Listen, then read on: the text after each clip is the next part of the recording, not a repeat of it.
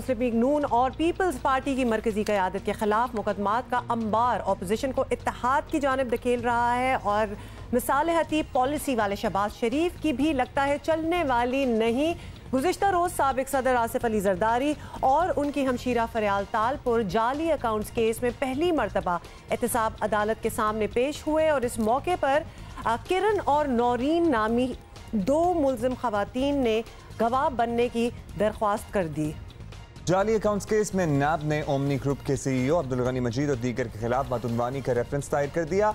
शायद यही वजूहात हैं जो जरदारी साहब को साथ ले जा रही हैं।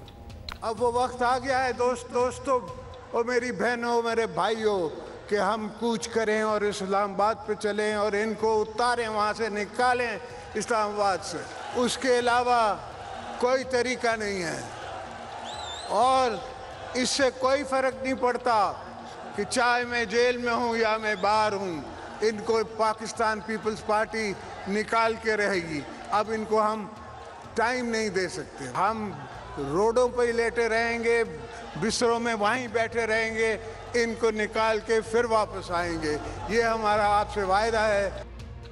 दूसरी जानिब लाहौर हाई कोर्ट ने 17 अप्रैल तक नैब को हमजा शहबाज की गिरफ्तारी से रोक दिया, लेकिन नैब ने शुगर डीलर मोहम्मद मुश्ताक की गिरफ्तारी को शहबाज शरीफ, हमजा शहबाज और सलमान शहबाज के खिलाफ केस में अहम पेशरफ्त करार दिया है। इन हालात में मौलाना फजलुर रहमान हुकूमत मुखालिफ तहरीक का ऐलान कर चुके हैं। वो आज मियाँ नवाज शरीफ से मिल भी रहे हैं, जिसके बारे में अभी हमजा शहबाज से सहाफ़ियों ने बात की तो उन्होंने कहा कि ऐसी कोई बात नहीं है, सियासतदान आपस में मिलते रहते हैं। ये भी सुन लीजिए ज़रा। हमने इंतज़ार नहीं किया, हम मैदान में आ चुके हैं और पब्लिक का जो रिस्पांस है, कम से कम सक्खर के लोग तो ये बात न करें, उन्होंने जो हमारे पब्लिक के रिस्पांस का ख़ुद मुशाहिदा किया है, यही हालत पूरे मुल्क में रही है। अब हम इस वक्त तक 10 मिलियन मार्च कर चुके हैं, 11वें और 12वें की तरफ जा रहे हैं और जब पूरे मुल्क का राउंड हमारा मुकम्मल होगा तो फिर हम इस्लामाबाद का लॉकअप करेंगे। फिलहाल हुकूमत जरा भी परेशान नहीं, बल्कि मुखालफिन को इस्लामाबाद आने की दावत दे रही है। ये कौम आपको माफ नहीं करेगी। आपके पास सिर्फ एक रास्ता है, पैसा वापस करें कौम का, फिर हम आपको छोड़ेंगे। उसके अलावा आपने ट्रेन मार्च करनी है। मैं तो बार बार दावत दे बैठा हूँ, कंटेनर हमारा तैयार है डी चौक के लिए, उधर आ जाए, धरना भी दे दे बेशक। मौजूदा हालात में अपोजिशन इकट्ठी हो सकती है। अगर कोई मुश्तरका एहतजाजी तहरीक चलती है तो हुकूमत को थोड़ी या ज़्यादा बहरहाल परेशानी तो होगी ही। अब अपोजिशन का प्लान क्या है, यही हम जान लेते हैं। लीग नून के रहनुमा मुशाहिदुल्लाह खान साहब ने हमें ज्वाइन किया है। बहुत बहुत शुक्रिया मुशाहिदुल्लाह खान साहब, आपने हमारे लिए वक्त निकाला है। मुस्लिम लीग नून के सभी बड़े नैब और दीगर मुकदमात में फंसे हैं, खास तौर पर शरीफ खानदान, लेकिन इसके बावजूद शहबाज शरीफ खामोश हैं, कोई मुस्तकबिल का प्लान नहीं दे रहे अभी तक। इसकी क्या वजह हो सकती है, क्या मजबूरी है? दूसरे लोगों ने भी तो दूसरे लोगों ने तो जेन्युइनली क्राइम किए हैं, हर तबका है फिक्र के लोगों ने, लेकिन उनको हमेशा नवाजा गया है। ये दुनिया में है, ये हज़ारों साल से हम देख रहे हैं। तो अगर वो मतलब के CPAC करने की सज़ा मियां नवाज शरीफ, शहबाज शरीफ या उनकी पार्टी काट रही है, या मरियम ने काटी है 72 दिन जेल, इस मुल्क के अवाम के मसाइल को हल करने के नतीजे में, तो ये माजी में भी होता रहा है, आज भी अगर हो रहा है तो इसको हमने पहले भी बर्दाश्त किया बड़ी खंदा पेशानी के साथ, आज भी बर्दाश्त कर रहे हैं, आइंदा भी बर्दाश्त करेंगे।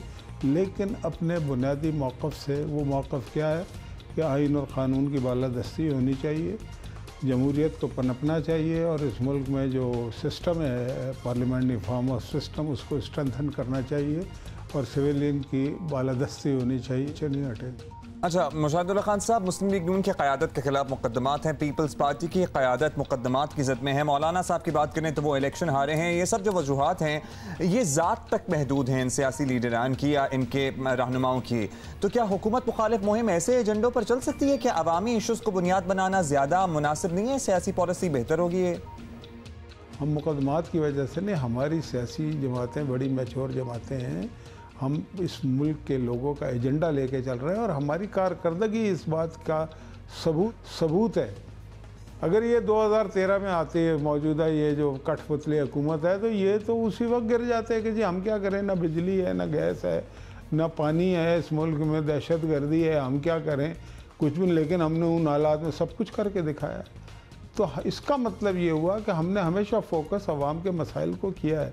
और आज भी अगर ये ठीक आ गए थे, कुछ भी था, हम इन्हें गिराना नहीं चाहते थे, ना अभी भी चाहते हैं, लेकिन अगर ये गवर्नेंस करते, अगर ये कम से कम पाकिस्तान के एजेंडे को आगे लेके चलते, गैर मुल्की एजेंडे को आगे न लेके चलते, तो हम कुछ अर्सा इंतज़ार कर लेते।